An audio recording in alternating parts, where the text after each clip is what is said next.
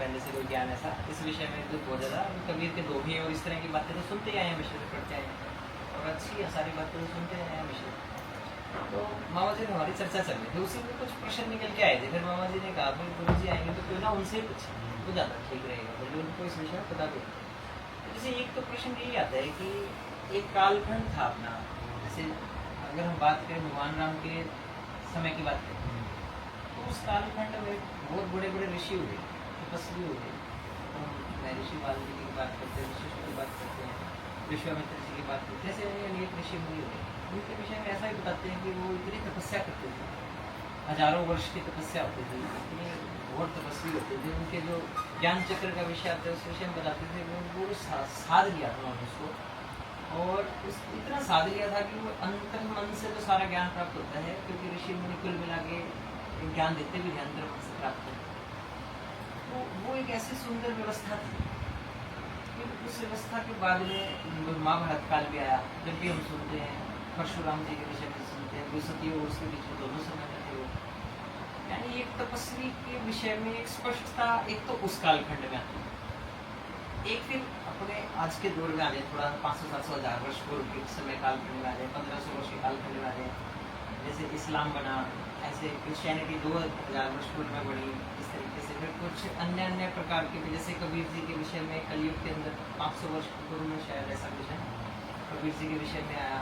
ऐसे फिर राधा स्वामी जी का भी एक व्यास कर दी 200 वर्ष के पूर्व में, धनवंत गुरु, इस प्रकार से काफ़ी तरह से अनेक प्रकार के गुरु और भी आए थे इस कालखंड में।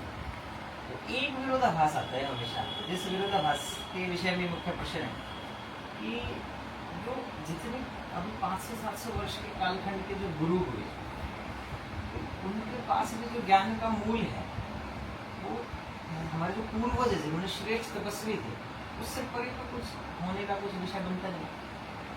तो इतने प्रकार की भिन्न भिन्न व्यवस्थाएं क्यों आ गई हर गुरु की?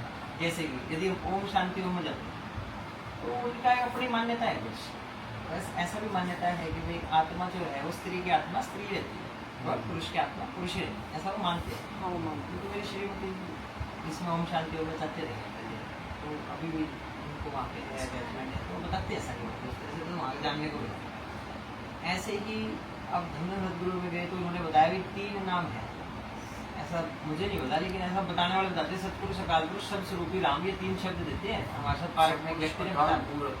हाँ ऐसा करके, और ये 3 नाम हैं और इनको यदि जपने लगेंगे तो सब भेद खुल जाएगा। ऐसे ही राधा स्वामी जी के भी अपने कुछ नाम हैं और आस्था है, मेरे माता जी भी उनके प्रति समर्पित हैं, परिवार में काफ़ी हमारे राधा स्वामी जी के समर्पित हैं। ऐसे करते हुए यानी बहुत सारे गुरुजनों की अपनी अपनी एक मान्यता है।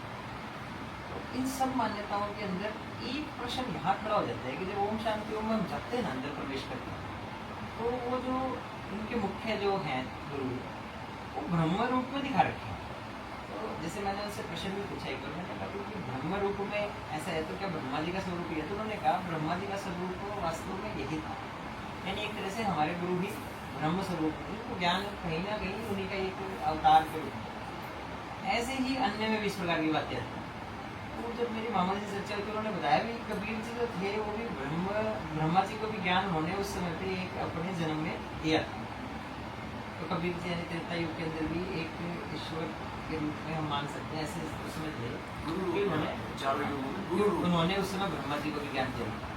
तो यहाँ ये प्रश्न आ जाता है कि पिछले 1000 वर्ष के कालखंड में इतने सारे गुरु बने और हर गुरु की एक कल्पना और हर गुरु का जो मान्यता है वो यही वाली क्यों है कि भाई वो जो गुरु थे ना उन्होंने ब्रह्मा जी को ज्ञान दिया, उन्होंने ही वो त्रेता युग के अंदर भी सबको ज्ञान दिया, और जो ऋषि मुनि थे लगभग सबकी थ्योरीज में निकल जाते हैं वो सारे तो अभी भी काल के चक्र में फंसे हुए हैं। जितने ब्रह्मा विष्णु महेश भगवान है काल के चक्र में फंसे हुए हैं और ये सब काल का जाल है, और ये जितने भी त्रेता युग से सतयुग द्वापर युग ये सब काल का जाल चल रहा है। तो ये 500 से 1000 वर्ष के कालखंड में जो गुरुजन अपने को मार्गदर्शन प्राप्त हो रहा है अभी इस कालखंड में, तो वो ऐसा क्यों आ रहा है एक प्रश्न है। फिर वो क्या थे जो वाल्मीकि जी हजारों वर्ष की तपस्या करते थे, वो भी गुरु थे और इतने श्रेष्ठ गुरु थे जो सब कुछ जानते हैं उनके बारे में, यानी इतने इतने वर्षों तक जीवित रहते थे, उनके उनके ब्रह्मचर्य के विषय में हम जानते हैं, तो क्या वो काल के जाल में फंसे हुए, ये एक विषय है। बिल्कुल ये समझना पड़ेगा काल है क्या, काल का जाल है क्या, तभी हम जानेंगे फंसे हुए कि नहीं फंसे हुए, निकले कि नहीं निकले।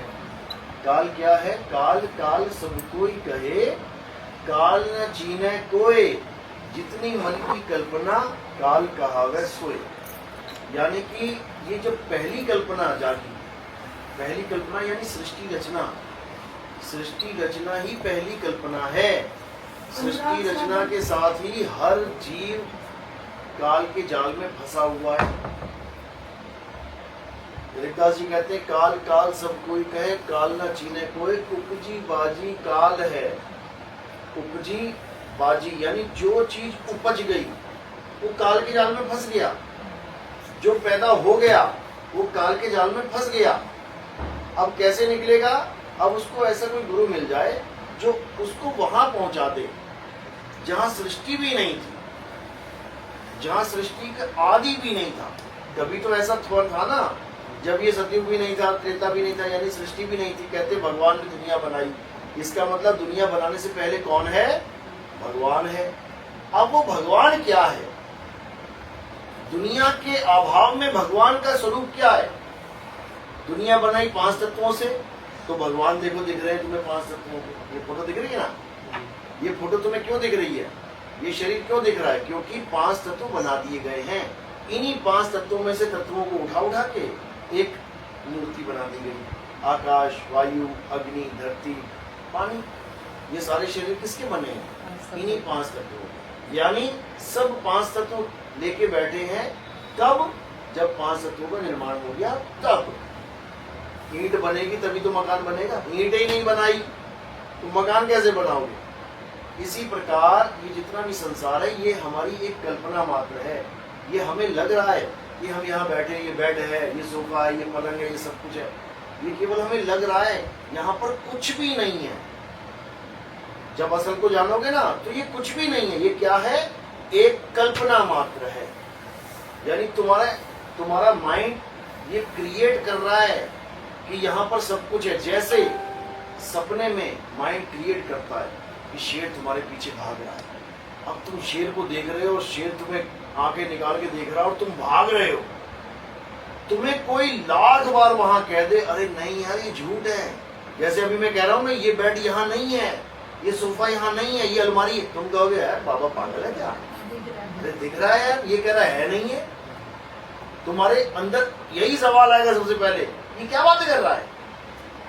उसी सपने में अगर कोई आके तुम्हें कह दे ना कि ये शेर नहीं है, ये पानी नहीं है, ये समुद्र नहीं है, ये पहाड़ नहीं है, ये घर नहीं है, कोई शेर नहीं है, तुम कहोगे पागल है क्या? दिख रहा है।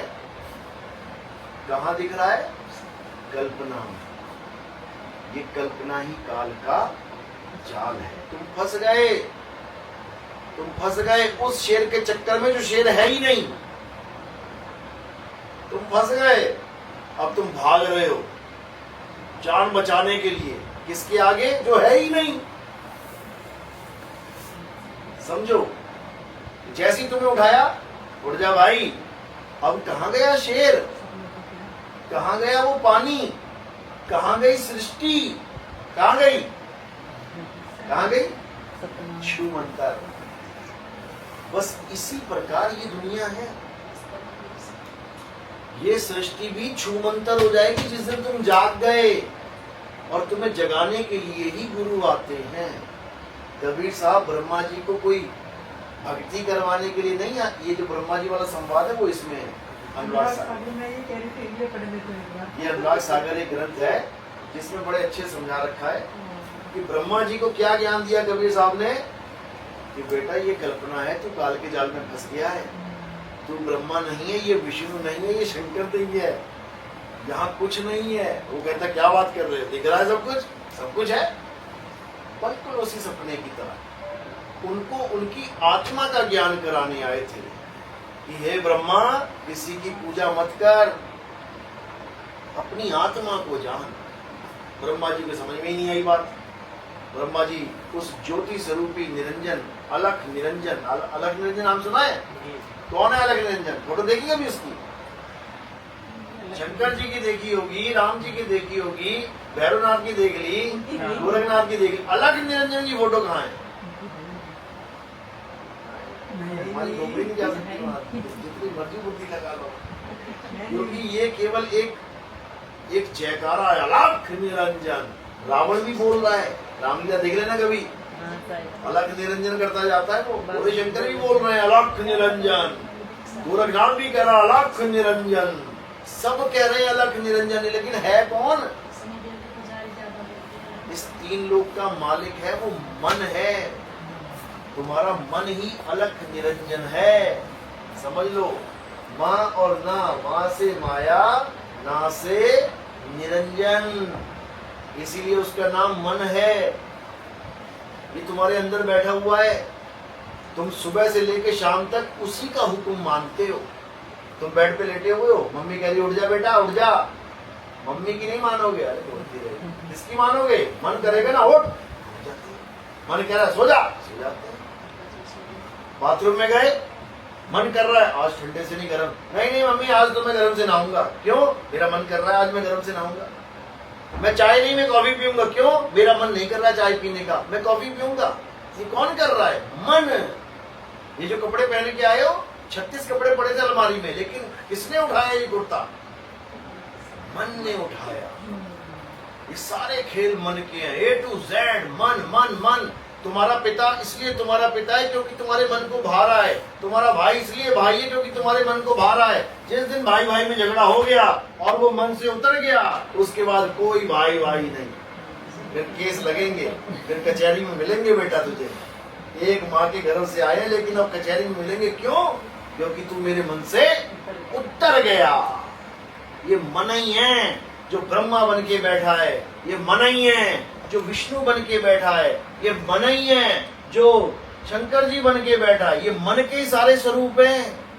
इस मन के सारे स्वरूप, जितने भी शक्लें दिख रही है तुम्हें, मेरी मुझे तुम्हारी, ये सब, ये कौन बैठा है पता है? ये मन ही बैठा है, अलख निरंजन बैठा है। जब कृष्ण जी के आगे विराट रूप दिखाया ना इस अलख निरंजन ने, तो एक रूप नहीं दिखाया कि मैं कृष्ण जी हूं, क्या दिखाया? अनंत रूप, अलग अलग शक्लें, अलग अलग डरावनी शक्लें। मुंह खोला और सारी दुनिया उसके मुंह में जा रही है और चबा रहा है। भगवान कौन होता है? जो आदमी को खाता है। क्या भगवान वो है जो आदमी को खाता है? तो वो कैसे खा रहा है? वो कैसे खा रहा है? अरे तुम्हारे भगत लहसुन प्याज नहीं खाते, कहते तमोगुणी भोजन है, और भगवान आदमी चबा चबा के खा रहा है। और अर्जुन डर रहा है, हे भगवान ये क्या है? मैं आपके मुंह में सिरों को चूर्णित होते देख रहा हूं। तुम्हारे आगे कोई आदमी सड़क पे खड़ा हो ना और बच्चे को, छोटे से बच्चे को चबा चबा के खा रहा हो, तुम कहोगे कौन दैत्य आ गया भाई, ये क्या है? ये सब अर्जुन देख के गीता में बोल रहा है। जिसको हमने भगवान मान लिया है वो अलख निरंजन है, इस तीन लोक का मालिक। वो क्या कहता है? मैं ही सृष्टि बनाता हूं और मैं ही उसका नाश करता हूं। रोक के दिखा लो, कौन रोकेगा? परमात्मा तक सृष्टि का विनाश नहीं रोक सकता, क्योंकि उसकी सृष्टि है काल निरंजन की। मेरा घड़ा है, मैं बनाऊं, मैं फोड़ूं, मेरा मकान मालिक मुझे क्या रोकेगा? समझे? तुम कितनी पूजा कर लो, राम जी, कृष्ण जी, हनुमान जी, किसी की भी, इनके मंदिरों में घुस के मार सकता है निरंजन। निरंजन ऐसा है जो मंदिर के अंदर घुस के मार सकता है, कोई भगवान नहीं बचा सकता। केदारनाथ में जलजला आया, केदारनाथ में जलजला आया। भोले शंकर के भक्तों को भोले शंकर के मंदिर में घुस के मार दिया। अभी वैष्णो माता के यहाँ जलजला आया, भूकंप आया, वैष्णो माता के मंदिर में घुस के उस काल निरंजन ने उसके भक्तों को मार दिया। कहीं भी चले जाओ तुम, वो घुस के मारता है हर जगह। उसको इससे कोई मतलब नहीं कि तुम मेरे पुजारी हो कि नहीं, उसको इससे कोई मतलब नहीं तुम पूजा पाठ करता है कि नहीं करता है। तुम कितनी पूजा कर लो, वो देख लो अहमदाबाद में हवाई जहाज फटा ना, क्या उसमें भगत नहीं बैठे थे? क्या भगत नहीं बैठे थे? ऐसी मौत के लिए भक्ति कर रहे थे, ऐसी मौत के लिए नाम जप रहे थे। किसी को नहीं बख्शता वो, उसको काल निरंजन बोला, इसमें उसका खेल है सारा। इस ग्रंथ को पढ़ना, तुम्हें पता लगेगा कि आखिर ये माजरा है क्या। हाँ अब बोलो। जी, जैसे अब जिसमें आपने बताया ना कि भाई काल निरंजन है ये, जो कि भाई वास्तव में सबसे बड़ी उस तरह से हम कह सकते हैं इस तीन लोक का मालिक है वो। जो मालिक है। तो अभी जैसे जो उस समय के जो ऋषि मुनि थे और जो उस समय के तपस्वी थे, तो जैसे भगवान राम की बात करें तो भगवान राम के लिए भी आदर्श पुरुष के रूप में देखते हैं, तो वो भी उनके विषय में भी कहा जाता है कि एक तरह से ईश्वर का स्वरूप भी था।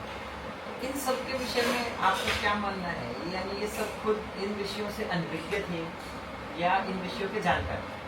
ऐसा यानी अपनी अपनी ये जो आपके ज्ञान के अनुसार क्या है? हमारे ज्ञान के अनुसार पहली बात तो ये समझ लो कि जितने ऋषि मुनि थे, तपी थे, जति थे, बिल्कुल थे, जपी भी थे, तपी भी थे, सन्यासी भी थे, बहुत कुछ करते थे, लेकिन आत्मज्ञानी नहीं थे। जो आत्मज्ञान वर्ड है ना, ये बिल्कुल डिफरेंट है। आत्मज्ञान का मतलब है कोई जप नहीं, कोई तप नहीं, कोई पूजा नहीं, कोई पाठ नहीं, कोई हवन नहीं, कोई यज्ञ नहीं। किसके साथ अपने आप को जोड़ना है? आत्मा के साथ। और किसकी आत्मा? अपनी आत्मा। अपनी आत्मा के साथ जुड़ जाना आत्मज्ञान कहलाता है। एक भी ऋषि बता दो जिसने भगवानों की पूजा नहीं करी, तपस्या नहीं करी। जप तप व्रत पूजा पाठ हवन यज्ञ क्या कहलाता है? आत्मा को छोड़ के किसी और की पूजा करना, किसी और के लिए यज्ञ करना, किसी और का नाम जपना। इसलिए वो आत्मज्ञानी गुरु नहीं थे। भले उन्होंने आत्मा का जिक्र किया है, ग्रंथों में, गीता में है, नैनम छिन्दन्ति शस्त्राणि नैनम दहति पावका। हे अर्जुन, इस आत्मा को कोई काट नहीं सकता, जला नहीं सकता। ये कहां से आया ज्ञान? इसमें से आया है। ये जड़ है।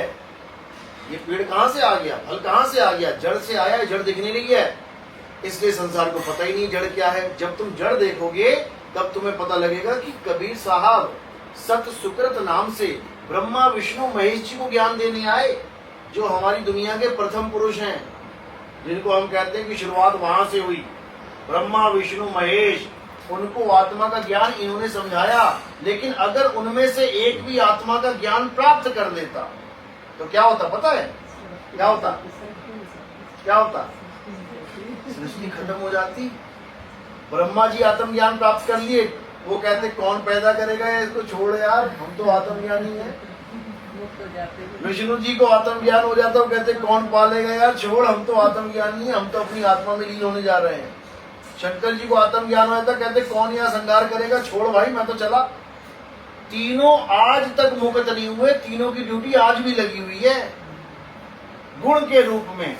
रजोगुण सत्वगुण तमोगुण, ये इनके रूप हैं। ये जैसे आपकी बात समझ में आ रही है, इससे कुछ प्रश्न भी आ रहे हैं साथ आगे जिज्ञासा के रूप में। हाँ।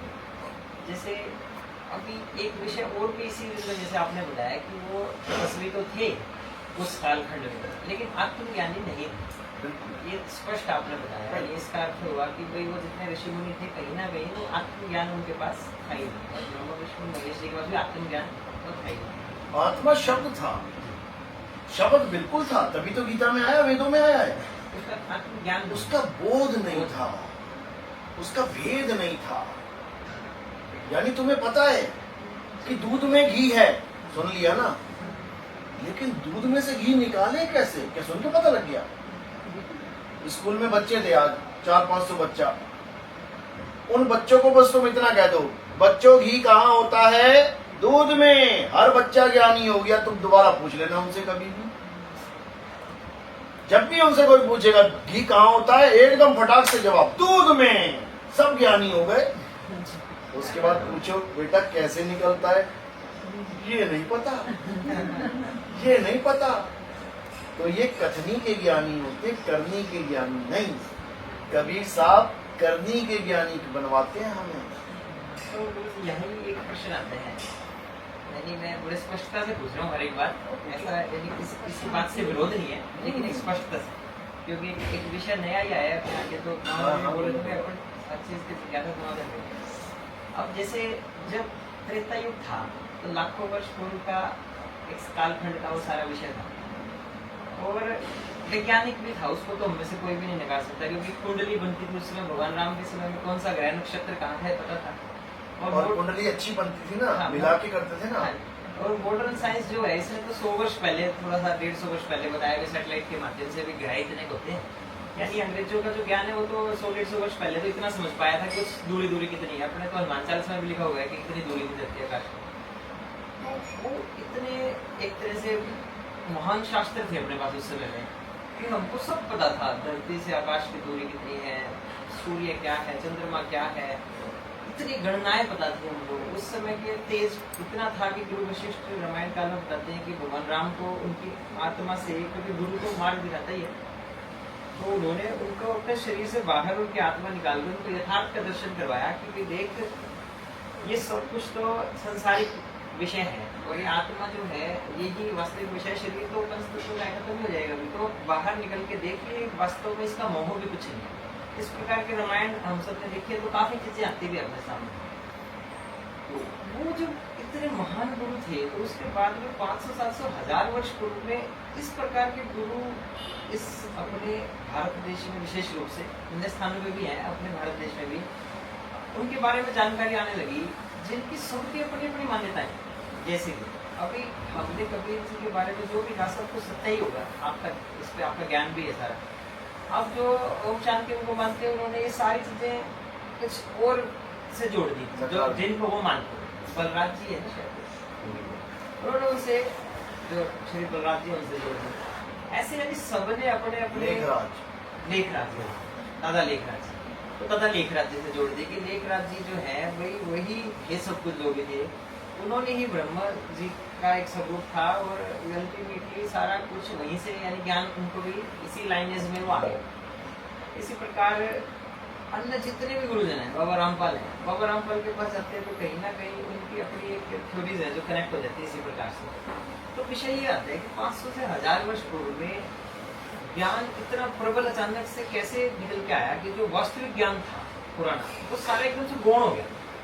यानी ये एक बिल्कुल सीधा सी बात आती है कि भाई वो इतने महान होते हुए भी भगवान कृष्ण का जीवन सुनते हैं, सब ये सब काल के चक्कर में फंसे हुए थे, इनके पास इतने महान गुरु थे। जैसे गुरु जिसका हाथ पकड़ लिया तो काल के जाल से निकल जाते हैं, ये फिर भी काल के जाल में फंसे हुए थे, ऐसा बताया जाता है। अभी बातचीत में जा रहा है अपने लिए, तो ये कैसे संभव है कि 500-400 साल पहले कुछ गुरु जी आए, वो इतने महान थे कि वो सारे गौण हो गए पीछे लाख वर्ष पूर्व तक। ये प्रश्न है।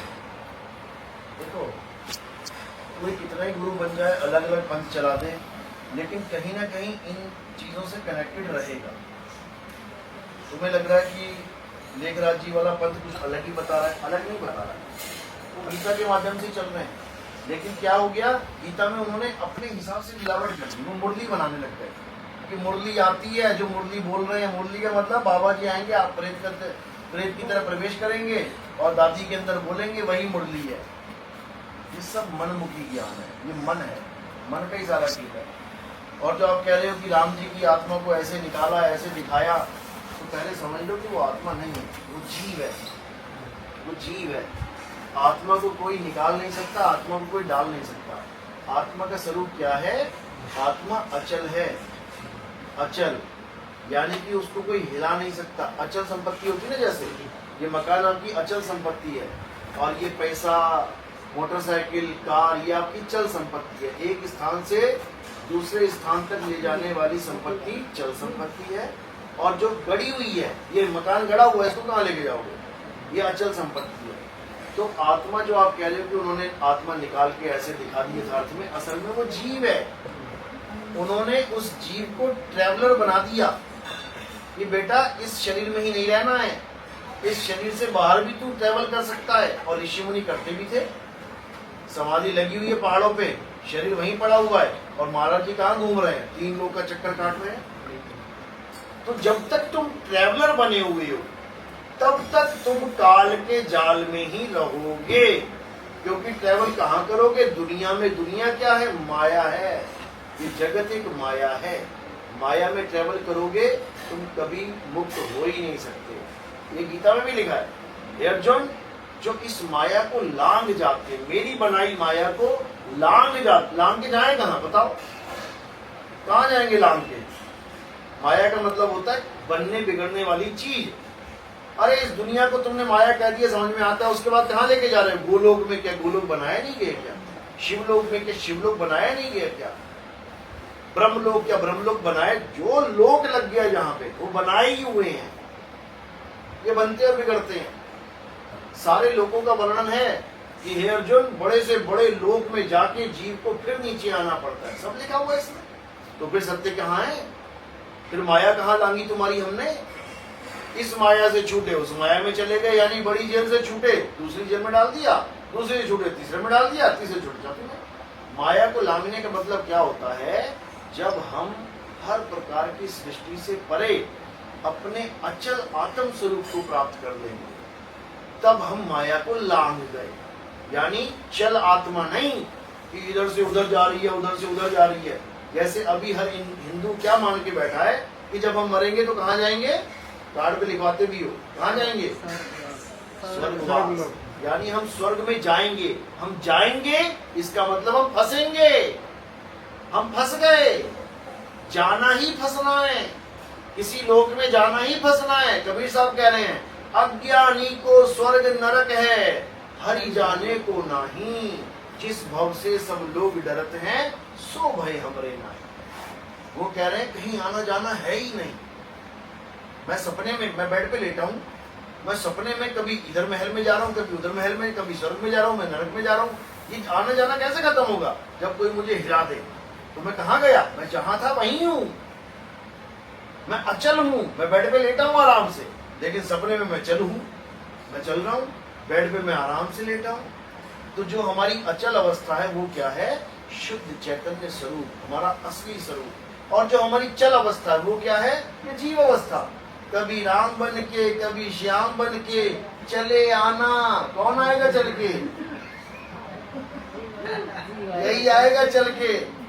और राम श्याम बन के नहीं, कभी मछली बन के, कभी कछुआ बन के, कभी जंगली सुअर बन के चले आना प्रभु जी, चले आना। समझ लो, ये सारे अवतार बता रहा हूं मैं। मत्स्य अवतार, कुर्म अवतार, वरा अवतार, फिर आधा आदमी आधा जानवर बना दिया। बताओ, आधा आदमी आधा जानवर तुमने बना दिया, ठीक है, तुम भगवान हो, तो उसके बाद तुम्हारा कत्ल क्यों करना पड़ रहा है? किसने मारा था? किसने मारा है? नरसिंह अवतार को किसने उनका खात्मा किया पता है? किसने? इस विषय में तो ध्यान नहीं। हाँ, शिव महापुराण पढ़ो, उसमें क्या लिखा वेद व्यास जी ने कि ये अनकंट्रोल हो गया, ये चिथड़े उड़ाने लग गया सबके। तब शंकर जी ने क्या किया? इसका संहार कर दिया। बताओ, भगवान की संहार कर दिया। गजब थ्योरीज है, समझो। ये सब माया जाल है, इतना तगड़ा माया जाल है कि उनको खुद नहीं पता कि यार शरीर धारण करके छोड़ू कैसे। छुड़वाया जा रहा है, छुड़वाया जा रहा है, संहार करके छुड़वाया जा रहा है। इतना तगड़ा माया जाल है भाई, समझो। तो कहने का मतलब यही है कि जो तुम्हें लगता है कि हम भगवान के भगत हो जाएंगे, बहुत बढ़िया हो जाएगा मामला, सुदामा से बड़े भगत तो नहीं हो सकते तुम। पता है क्या बना दिया उसको? सुदामा को राक्षस बना दिया। शंखचूड़, शंखचूड़ नाम का राक्षस बन गया सुदामा, जिसके चरण धोके कृष्ण जी ने पी रखे हैं। बताओ, गुरु के चरण धोके चेला पीता, यहाँ चेले के चरण धोके गुरु पी गया, तब भी नहीं बच रहा है वो। शिव महापुराण पढ़ो, उसमें पूरी व्याख्या है। और किसने शराब दिया? किसी और ने नहीं दिया, राधा जी ने दे दिया, जो इनकी सबसे प्यारी हैं वृंदावन वालों की, कि हमारी राधा जी के हाथ में एक भी शस्त्र नहीं है, देखो कितनी प्यारी है। अरे शस्त्र मुंह के अंदर छुपा हुआ है उसके। जुबान ऐसी जुबान मारती है कि भगत को राक्षस बना देती है। शस्त्र ले लेती, कम से कम कांटा मार के, बंदा तो रहता, ले काट लिया, बंदा तो हूं मैं।